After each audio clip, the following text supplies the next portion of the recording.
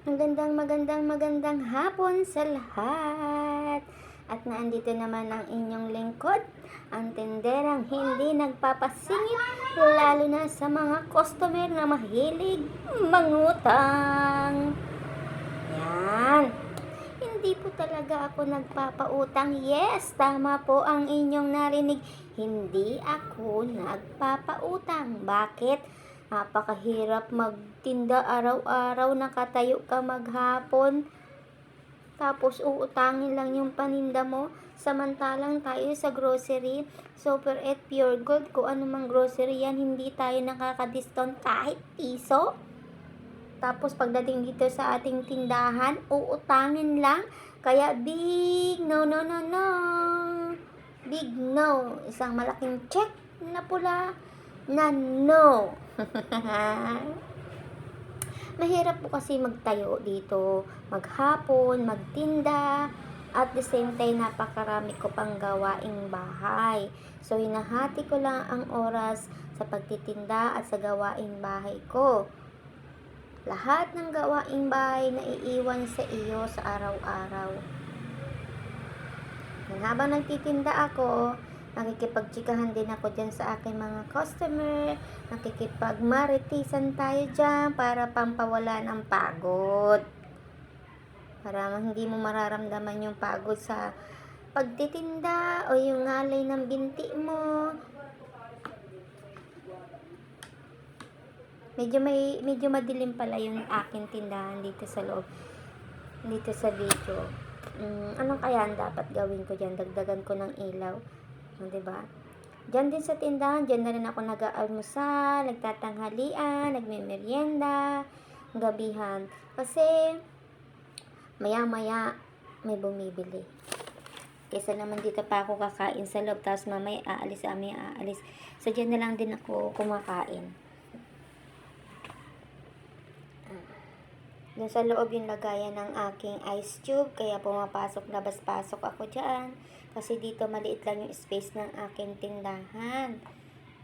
Medyo may kahabaan pero makitid siya. Kaya yung ibang paninda hindi kayang ilagay dyan. O diba, nakikipagmarites ako dyan dun sa customer ko sa labas. May nakatambay kasi dyan sa labas, nakikipagkwentuhan. At yan nga, bumili si kuya ng Rexona. Nilaloko nga, bakit pwede naman yatang pambabaeng Rexona lang ang bilihin niya. Nilaloko ko lang naman. Kasi sabi ko, iisa lang din naman ang amoy ng mga Rexona na yan. Marami ako mga video sa araw-araw na ginagawa ko na pagtitinda dyan. Kaso hindi ko lang siya ma-edit. Wala akong time. So, ito lang. Talagang pinilit kong makapag-edit today. Sinusubukan kong mag-vlog ba sa mga ginagawa ko sa araw-araw. It's memory na rin sa akin ito. Mga memories ko sa pagtitinda yan, diba? At ayan nga yung sinasabi kong pagkain ko, hindi ko matapos-tapos yan. Siguro 30 minutos na siguro, hindi ko pa maubos at hindi ko masimulan yung aking pagkain.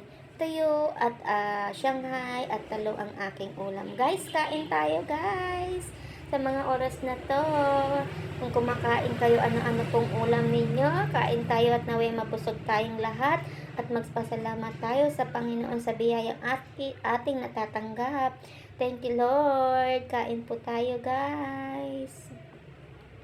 Huwag po tayo makalimot magpasalamat sa Panginoon sa mga binibigay nila sa atin sa araw-araw. Maliit man o malaki, tayo po ay magpasalamat sa mga blessings na tatanggap natin.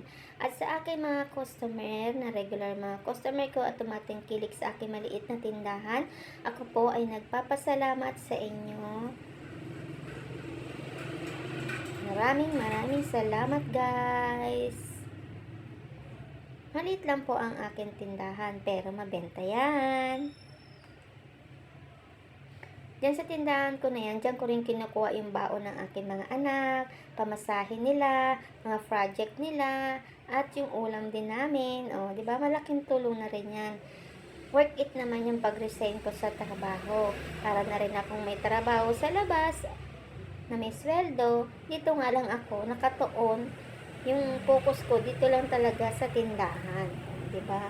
Yun nga lang, stuck ako talaga dito sa tindahan. Yun ang pinagkaiba. Unlike kapag may trabaho ka, lumalabas ka, nakakaporma ka, nakakapagpaganda ka pa. So, andito ka lang sa tindahan, stuck ka lang dito, diyan ka lang talaga. Kailangan malaman mo at ayusin mo yung mga paninda mo kung ano ang meron at wala, kung ano yung mga mabenta. Yun dapat ang ilalagay natin dyan.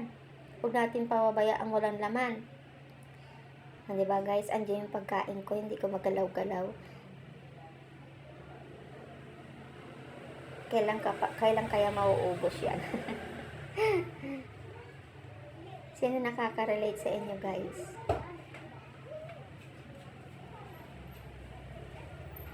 Diba? Binibilang talaga ng todo ni madam. Kasi naman baka malugi ako, kulang ng piso, 2 piso. Baka yun ang aking kayamanan kapag nakulangan ng piso, 2 piso. Yun lang po ang aking tubo. Oo, diba? Yung piso, 2 piso, 3 piso na yon, yun ang aking ikayayaman. Joke lang po.